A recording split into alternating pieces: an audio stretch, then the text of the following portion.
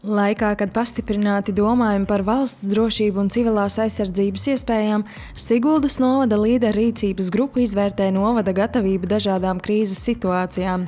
Apstākļos, kad veikali var būt slēgti un bezskaidras naudas norēķini ierobežoti, ir būtiski apzināt, vai novadā ir pieejami ikdienai nepieciešamie risinājumi. 20 gadu laikā līderi ir Siguldas novadā radījis ļoti vērtīgu, drošu, ērtu vidi.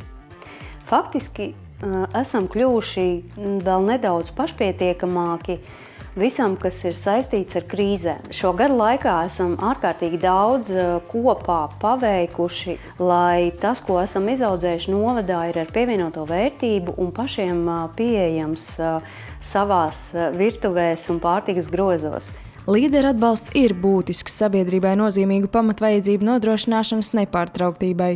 Iedzīvotājiem jāzina pārtikas, naktsmītņu un pakalpojumu pieejamība arī krīzes situācijās.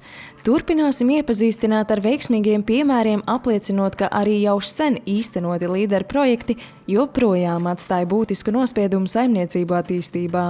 Tos 8-10 gadus atpakaļ šo projektu es rakstīju pati, un tajā laikā man nebija īpašas pieredzes projektu rakstīšanā, un tā ir šī līderu projektu lielā burvība, ka to var izdarīt jebkurš.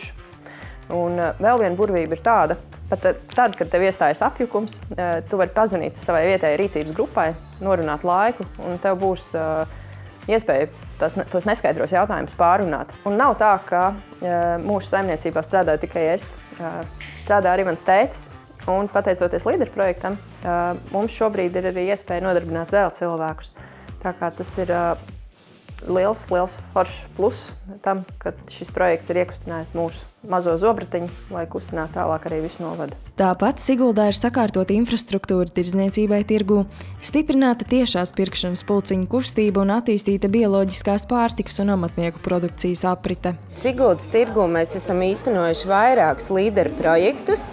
Tie ir dažādi uzņēmumi. Sijā Siguldas tirgus, šeit Coffee Roasterī, kur mēs šobrīd baudām kafiju, un arī biedrību Zaļā zara, kas reizi mēnesī šeit organizē biotirgus. Un katrs no šiem uzņēmumiem un arī biedrība sev ir ieguvusi kādas labas lietas, ko bez līdera tas nebūtu iespējams. Pieņemsim, Siguldas tirgū ir ievilkts skaists apgaismojums, soliņi, vasaras pasākumiem, video novērošanas kameras, kas viss ir brīnišķīgi papildina šo tirgus infrastruktūru, un arī šis te apgaismojums un puķu podi un soliņi rada tādu patīkamu vidi, kad cilvēkiem gribas šeit uzkavēties.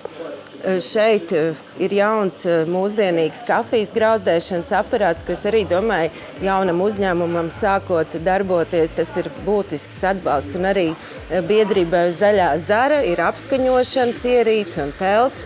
Un tas viss mums palīdz šeit veidot kopienu, radīt patīkamu vidi.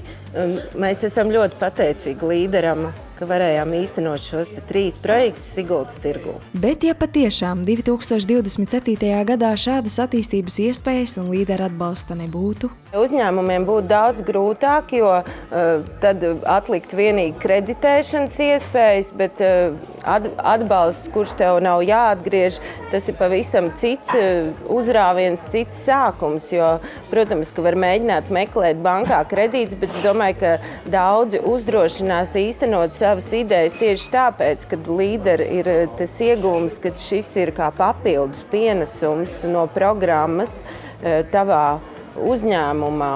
Līderi Siguldas novadā rada iespējas jauniem uzņēmumiem un jaunām ģimenēm. Īpaši tiem, kuri atgriežoties mājās no darba ārzemēs, izvēlas nostiprināt ģimeni un audzināt bērnus savā novadā. Ziniet, kas ir, es varu pateikt godīgi, ka patiesībā, ja mēs nesaņemtu šo atbalstu, mēs vispār apsvērtu, mēs varam palikt Latvijā. Ja mēs esam ģimene, kas ir atbraukuši no ārzemēm, un mums īstenībā jebkurš atbalsts ir ļoti svarīgs, jo mēs esam vēl arī tādi, kas tomēr meklē to drošības sajūtu un atbalstu Latvijā, kur tu vari pieķerties, kur tu vari saņemt to iedrošinājumu, kā jūs teicu, to sajūtu, ka tu esi vērtīgs, redzēts un atzīts.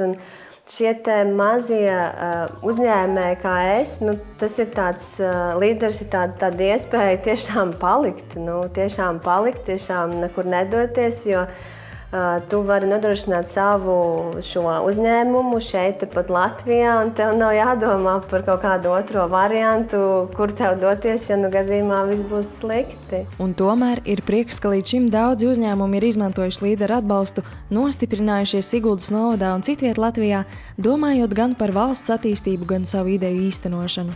Novēlam, lai šādas iespējas turpinās un lai, piemēram, uzņēmums priecē iedzīvotājus un viesus ar savu atmosfēru un izcilo kakao.